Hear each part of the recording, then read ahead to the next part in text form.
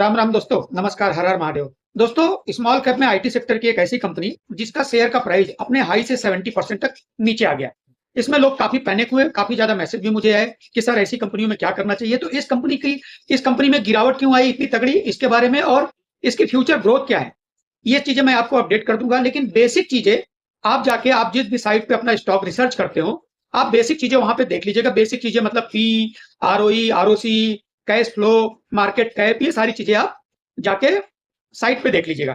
दोस्तों, 2024 में ये कंपनी बिक गई। सबसे पहले तो आप इसलिए 2024 में ये कंपनी बिक गई और इसे बेल्जियम की एक बड़ी टेलीकॉम कंपनी ने खरीदा।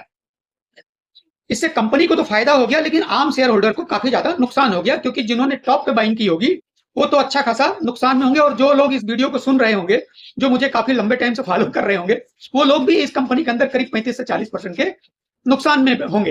हो सकता है उन्हीं लोगों के मैसेज ही आते हो कि सर इस कंपनी में क्या करना है।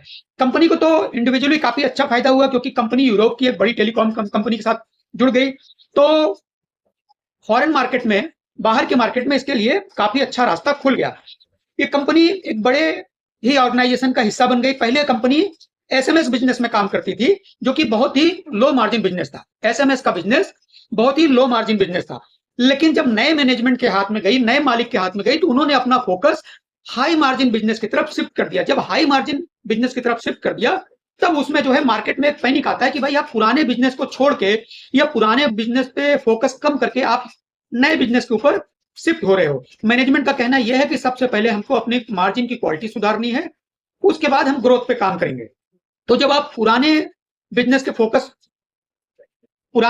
फोकस हटा के आप नए बिजनेस के ऊपर शिफ्ट होते हो, तो मार्केट को एक बार डाउट आता है कि आप कितना सफल होगे, कितना नहीं सफल होगे। तो मार्केट उसी हिसाब से उस कंपनी को प्रीमियम देता है। अब इनका जो फोकस है वो कहां कहां पे है, सबसे पहले वो मैं आपको अपडेट कर देता हूं। और इसके अलावा और भी कंपनी को क्या बड़े फायदे हुए हैं जो कि पहले नहीं थे, लेकिन बेल्जियम की कंपनी के साथ, टेलीकॉम कंपनी के साथ जुड़ने के बाद इनको बड़ा फायदा हुआ। और कहां कहां फायदा हुआ वो भी मैं आपको बताऊंगा। फोकस, सबसे पहला फोकस एआई कम्युनिकेशन प्लेटफॉर्म पे इनका सबसे पहला फोकस है, जहां पे मार्जिन काफी ज्यादा तगड़ा है। नंबर 2, ओमनी चैनल मैसेजिंग पे इनका फोकस है, वहां भी मार्जिन काफी ज्यादा अच्छा है। डिजिटल आइडेंटिटी, यहाँ पे कंपनी का फोकस है, यहाँ भी मार्जिन काफी अच्छा है। और क्लाउड कम्युनिकेशन के ऊपर भी मार्जिन काफी ज्यादा अच्छा है। तो ये प्योर मैसेजिंग बिजनेस से हट के जो है यहाँ पे अपना फोकस कर रहे हैं। तो मार्केट को थोड़ा डाउट है कितना सक्सेस होंगे, कितना सक्सेस नहीं होंगे। मतलब आने वाले 10 साल में जिस बिजनेस के अंदर काफी अच्छा मार्जिन है और काफी ज्यादा फ्यूचर है, कंपनी वहां पे अपना बड़ा दांव खेल रही है।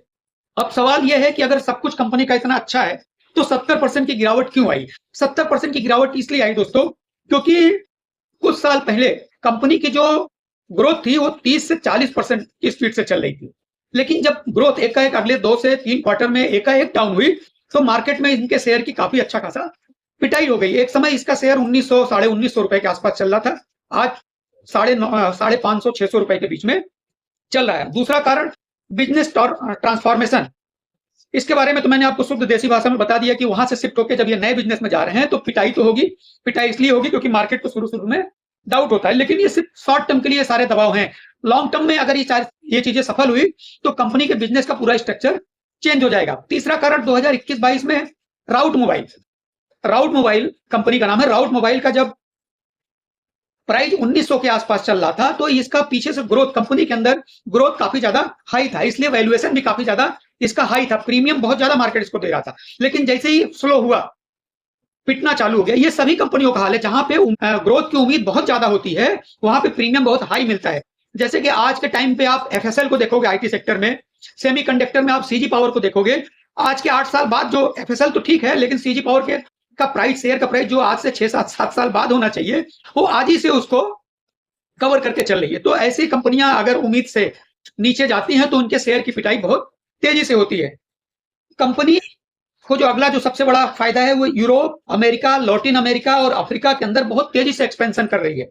अगर आने वाले सालों में ये चारों इंजन सफल होते हैं तो कंपनी की कमाई का पूरा स्ट्रक्चर पूरी तरीके से चेंज हो जाएगा। कंपनी की फाइनेंशियल स्थिति की अगर हम बात करते हैं तो शॉर्ट टर्म में मैं आपको बता देता हूं, इसे जीरो डेब्ट कंपनी कह सकते हैं, क्योंकि इसके ऊपर कर्ज बहुत ना के बराबर है और कैश फ्लो और रिजर्व काफी ज्यादा स्ट्रांग है। लेकिन मार्केट अभी इसको जो वैल्यूएशन दे रहा है वो अपनी पुराने बिजनेस के हिसाब से वैल्यूएशन दे रहा है। लेकिन अगर मैं अपनी तरफ से आपको बोलूं तो ये इस कंपनी का शेयर अपने एक्चुअल वैल्यूएशन के आसपास ही ट्रेड हो रहा है एक्चुअल वैल्यूएशन से बहुत ज्यादा ऊपर नहीं है। अब इन सारी चीजों को, ये सारी चीजें अर्निंग में कब रिफ्लेक्ट होती है कि अगले 8 से 10 क्वार्टर में हमको ट्रैक करना पड़ेगा। अगर 8 से 10 क्वार्टर में इसकी अर्निंग रिफ्लेक्ट होने लगती है तो कंपनी की इनकम का और इसके शेयर के प्राइस का काया पलट होने की पूरी तरीके से उम्मीद करता हूं। कंपनी का नाम है राउट मोबाइल।